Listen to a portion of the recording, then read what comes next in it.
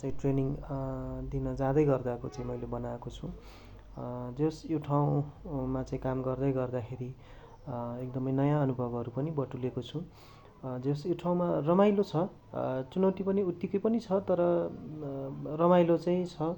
ट्रेनिङमा चाहिँ जाँदाखेरि त्यहाँको मान्छेहरूलाई, त्यहाँको चाहिँ कम्युनिटीलाई चाहिँ एउटा जीविकोपार्जनको चाहिँ पाटोमा चाहिँ उहाँहरूको त्यो जीविकोपार्जनलाई चाहिँ बढाउनका लागि उहाँहरूलाई चाहिँ एउटा स्किल चाहिँ डेभलप गर्नको लागि उहाँहरूलाई चाहिँ सिकाउन पाउँदा त्यो नै एकदमै राम्रो चाहिँ मलाई अनुभव चाहिँ भएको छ। म पनि उहाँहरूको एउटा चाहिँ जीविकोपार्जन बढाउनका लागि एउटा पुलको चाहिँ मलाई खुसी लाग्छ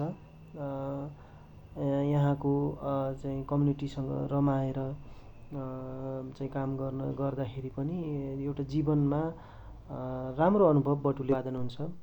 हरेक सिजनमा सिजनअनुसारको बालीहरू, तरकारीहरू चाहिँ उत्पादन भइरहेको चाहिँ हुन्छ र यो उत्पादन गर्नका लागि एउटा ज्ञान दिन पाउँदा पनि एकदमै राम्रो खुसी चाहिँ महसुस भएको चाहिँ हुन्छ। यो हेर्नुहोस्, यो डाँडा, यो हरेक कुराहरू चाहिँ उत्पादन हुने ठाउँ। मेमे पनि भेट हुनुभयो, उहाँसँग पनि मैले धेरै कुराहरू चाहिँ गरेँ। उहाँहरूले चाहिँ आफ्नो स्थानीय स्रोत साधन प्रयोग गरेर डोको, नाम्लोहरू चाहिँ बनाउनु हुँदो रहेछ र उहाँको एउटा जीविकोपार्जन, एउटा चाहिँ आम्दानीको स्रोतमध्ये एउटा यो पनि हो। उहाँले चाहिँ यो ठाउँमा सहजै यस्तो किसिमको चाहिँ डोको, नाम्लोहरू चाहिँ थुन्चे पनि सजिलै बिक्री चाहिँ हुन्छ। उहाँले भन्नुहुन्छ अहिले त नयाँ पुस्ताले यो बनाउन नै सिकेको छैन, धेरैजना चाहिँ यहाँको स्थानीय युवाहरूले चाहिँ सिक्नुपर्ने आवश्यक पनि उहाँले चाहिँ भन्नुहुन्छ र गाउँमा पनि सहजै बिक्री हुन्छ चाहिँ भन्नु चाहिँ हुन्छ उहाँले।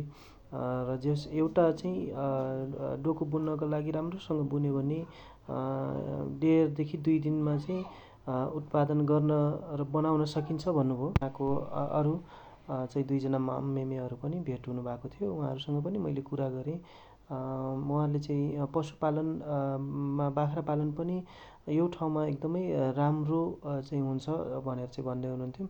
जस यो ठाउँमा चाहिँ कृषि चाहिँ कार्य गर्नका लागि एकदमै उपयुक्त ठाउँ चाहिँ छ। उहाँहरूले चाहिँ अब हामीले अहिले बाख्रा पालन गरिरहेका छौँ, वर्षेनी जस राम्रो आम्दानी चाहिँ हुन्छ, हामीले चाहिँ खसी बोकाहरू चाहिँ बेच्छौँ भनेर भन्दै हुनुहुन्थ्यो उहाँहरूले। उहाँहरूसँग पनि एउटा रमाइलो कुराकानी चाहिँ भयो। धेरै कुराहरू उहाँहरूबाट पनि मैले सिकेँ। उहाँहरूले मलाई यो ठाउँको बारेमा उहाँले मलाई सिकाउनु भयो।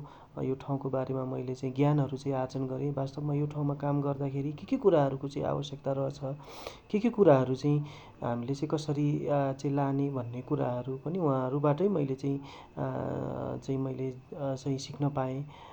जस एउटा स्थानीय स्तरमा चाहिँ के कुराहरू स्रोत साधनहरू छ भन्ने कुरा र त्यो स्रोत साधनलाई चाहिँ परिचालन गरी कसरी चाहिँ आम्दानीको एउटा चाहिँ स्रोत बनाउन सकिन्छ भन्ने कुरा उहाँहरूले पनि मलाई चाहिँ सिकाउनु भयो। यो ठाउँको चाहिँ उहाँहरूसँग कुरा गर्दाखेरि एकदमै रमाइलो। उहाँहरूले चाहिँ पारिवारिक रूपमा चाहिँ उहाँहरूले पनि एकदमै स्वागत चाहिँ गर्नुभयो। मलाई एकदमै खुसी लाग्यो। मैले उहाँहरूलाई चाहिँ यो ठाउँमा ज्ञान दिन आउनुभन्दा पनि मैले चाहिँ आफूलाई चाहिँ एउटा चाहिँ ज्ञान लिन आएको जस्तो चाहिँ महसुस गरेँ र मैले ती कुराहरू मैले सिकेँ। उहाँ मेमेले पनि यहाँको चाहिँ मौसम, यहाँको चाहिँ उत्पादनहरू चाहिँ के हुन्छ, हामीले चाहिँ के चाहिँ यो ठाउँमा उत्पादन गर्न सक्छौँ, हामीले परम्परागत रूपमा चाहिँ के कुराहरू अहिले गर्दै चाहिँ उत्पादन गरिरहेका छौँ भन्ने कुराहरू 2 जना माम्रा मेमेले मलाई चाहिँ भन्नुभयो। मैले त्यो कुराहरूलाई पनि मैले आफ्नो चाहिँ एउटा चाहिँ ज्ञानको रूपमा मैले एउटा सिकाइको रूपमा लिएँ। चाहिँ त्यो ठाउँको लागि चाहिँ अझ चाहिँ राम्रो चाहिँ एउटा चाहिँ आधुनिक किसिमले चाहिँ अथवा चाहिँ व्यावसायिक रूपमा चाहिँ उत्पादन गर्नका लागि, त्यो ठाउँमा उत्पादन बढाउनका लागि के गर्नुपर्छ भन्ने कुराहरू उहाँ चाहिँ मैले त्योबाट चाहिँ मैले सिकेँ। भलाकुसारी पछि चाहिँ खानको लागि चाहिँ बोलाउनु भयो। यो मेमेसँग पनि राम्रो चाहिँ कुरा चाहिँ भयो। त्यसपछि म चाहिँ खाना खानको लागि चाहिँ हिँडेँ। खाना उहाँहरूले बनाउनु भएको थियो एउटा चाहिँ अर्ग्यानिक र चाहिँ खानाहरू चाहिँ मलाई चाहिँ खुवाउनु भयो। एउटा मिठो जुन मलाई चाहिँ त्यो ठाउँको चाहिँ अविस्मरणीय चाहिँ एउटा पल एउटा क्षण चाहिँ रह्यो। त्यहाँ मामले मलाई चाहिँ पानी दिनुभयो। त्यसपछि मामको सुत्ने ठाउँ र उहाँको चाहिँ नातिनीले चाहिँ मलाई मिठो चाहिँ खाना चाहिँ मलाई दिनुभयो। खाना खाइसकेपछि मैले चाहिँ ट्रेनिङ सुरु गरेँ। मेरो भिडियोहरू चाहिँ मैले भर्खर हाल्न चाहिँ थालेको छु। सब्सक्राइब र लाइक गरिदिनु होला।